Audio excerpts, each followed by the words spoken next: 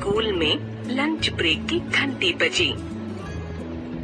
बच्चे अपना अपना टिफिन बॉक्स लेकर भोजन कक्ष में कुर्सी पर बैठ गए। 4 सहपाठी संजू, रश्मि, सोनू और सबीना मेज पर आमने सामने बैठकर भोजन करने की तैयारी करने लगे। संजू टिफिन बॉक्स खोलकर, आलू के पराठे, आहा, खाने में मजा आ जाएगा।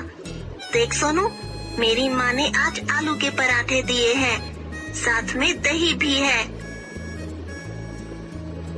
आज मैं बर्गर लेकर आया हूँ। मुझे बर्गर, पिज्जा, समोसे और चाउमीन बहुत अच्छे लगते हैं। सोनू, तू रोज रोज फास्ट फूड मत खाया कर। ये सब चीजें जल्दी तैयार हो जाती हैं, परंतु सेहत के लिए अच्छी नहीं है। देखो, इन्हें खाकर तुम कितने मोटे होते जा रहे हो। मोटा होने से ताकत आ जाती है। अब तो मैं भी ताकतवर बन गया हूँ। ताकतवर हो तो फिर मेरे सामने दौड़ क्यों नहीं सकते? मोटा होने से चर्बी बढ़ती है, ताकत नहीं। संजू ठीक कह रहा है सोनू। मेरी मम्मी कहती है कि जैसा खाओगे अन्न वैसा बनेगा तन। फिर मुझे कैसा भोजन करना चाहिए जिससे मेरी ताकत बढ़ जाए? मेरी माँ डॉक्टर है। वे कहती है कि हमें संतुलित भोजन करना चाहिए।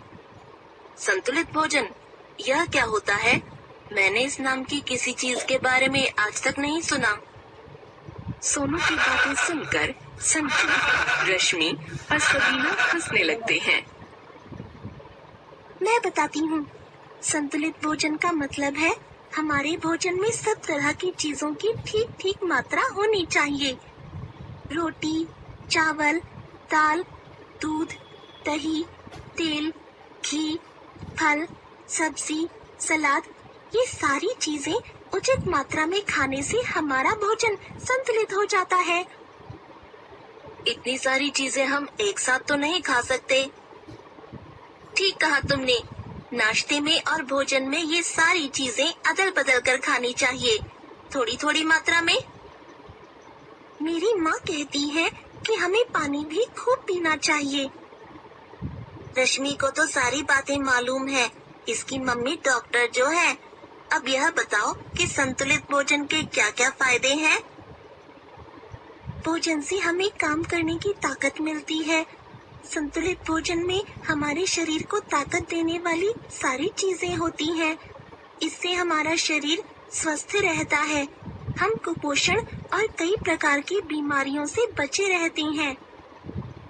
इसका मतलब है कि फास्ट फूड खाने से हमें कई प्रकार के नुकसान होते हैं। हाँ, फास्ट फूड में मैदे और चीनी की मात्रा ज्यादा होती है। इसमें प्रोटीन और रोगों से लड़ने वाले विटामिन नहीं होते। फिर तो आज से फास्ट फूड की छुट्टी कर देता हूँ। अब मैं दूध, दही, फल, अनाज और हरी ताजी सब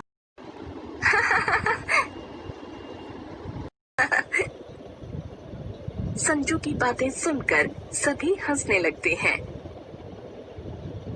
अरे, बातों ही बातों में लंच ब्रेक का समय खत्म होने जा रहा है। अपना अपना लंच खत्म करके कक्षा में चलते हैं।